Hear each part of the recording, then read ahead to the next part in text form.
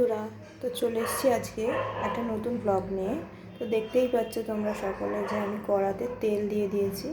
তো জিনিসটা হচ্ছে কি, আজকে সামা চালের খিচুড়ি। তো দেখো কি কি আছে ইনগ্রিডিয়েন্টসগুলো। টাটকা সবজি, এই যেমন ফুলকপি, কড়াইশুঁটি, এটা গোটা গরম মশলা লাগে। এই দেখো সামা চাল, এটা হচ্ছে মুগের ডাল, আর এখানে কিছু সবজি রয়েছে যেমন আলু, টমেটো, কাঁচা লঙ্কা, আদা। তো রান্নাটা শুরু করা যাক। তো দেখো বন্ধুরা, তেলটা গরম হয়ে গেছে। সবার প্রথমে তেজপাতা, গোটা গরম মশলা ফোড়ন দিয়ে দেবো। দেখো, এরপর আমি এতে সবজিগুলো অ্যাড করে দিচ্ছি।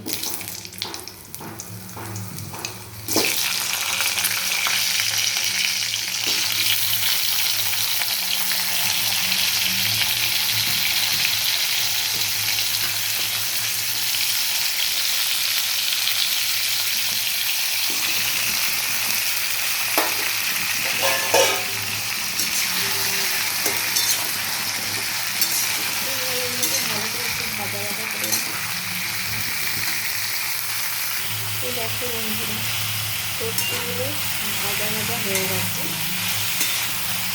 এবার আমি একটু আদা ছোটো করে নিয়েছি, আদাটাকে দিয়ে দিলাম।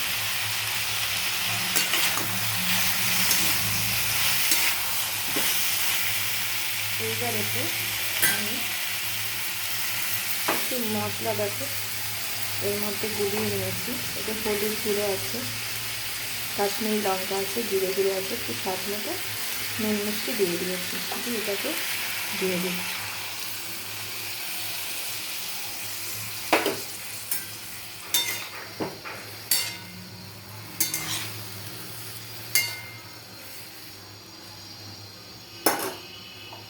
গ্যাসটাকে একটু বাড়িয়ে দিই।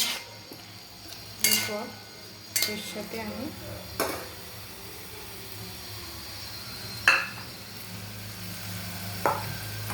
ডালটা,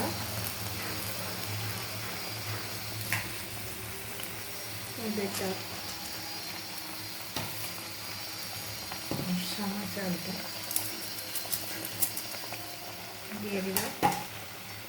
দিয়ে নাড়তে থাকবো, একটু ভালো করে মিশিয়ে নেব, একটু ভালো করে কষিয়ে নেব। নিরামিষের দিন এই রান্নাটা খুব ভালো লাগে, খেতেও খুব সুন্দর হয়, খুব টেস্টি হয়। আর চটজলদি করার জন্য আমি মশলাগুলোকে আলাদাভাবে ড্রাই অবস্থায় দিয়ে মিশিয়ে দিয়েছি জল দিয়ে, যাতে তাড়াতাড়ি হয়ে যায়। যত তাড়াতাড়ি সম্ভব, আমাদের ব্যস্ততার জীবনে যত তাড়াতাড়ি সম্ভব রান্নাটা যাতে সুস্বাদু হয়, খেতেও ভালো লাগে, আর দেখতেও সুন্দর হয়, খেতেও সুন্দর হয়, আর তাড়াতাড়িও যাতে হয়ে যায়। তো দেখো বন্ধুরা, চালটা ডালটা খুব ভালোভাবে মিশে গেছে। এবার আমি এতে একটু অ্যাড করবো ঘি ফ্লেভারের জন্য। যে কোনো নিরামিষ রান্নাতে ঘিটা একটা আলাদাই স্বাদ এনে দেয়। তো দেখো, আমি এখানে দিয়েছি অন্নপূর্ণা ঘি, তোমরা যে কোনো ব্র্যান্ডের ঘি দিতে পারো। ভালো ঘিটা দিলে স্বাদটা খুব ভালো হয়। ভালো করে মিশিয়ে নিচ্ছি।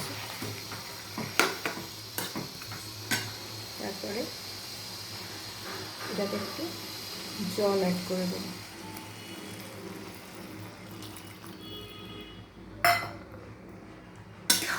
তো এবার এটাকে একটু নাড়তে দিতে হবে, ভালো করে একটু সেদ্ধ হোক। আমি একটা ঢাকা দিয়ে দেবো।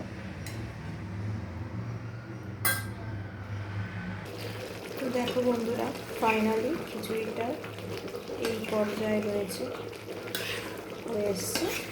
এবার আমি এটাকে একটা জায়গায় ঢেলে দেব।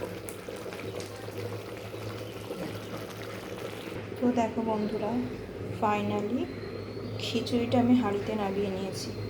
দেখো এরকম দেখতে হয়েছে, কালার এসছে এরকম। তো ব্লগটা আজকে এখানে শেষ করছি। তোমরা সবাই ভালো থাকবে, সুস্থ থাকবে। আর আমার এই রেসিপিটা ভালো লাগলে একটা লাইক করে দিও, কমেন্ট করো, শেয়ার করো, আর আমার চ্যানেলটাকে সাবস্ক্রাইব করে দিও। টাটা, দেখা হচ্ছে আবার নতুন কোনো একটা ব্লগ নিয়ে।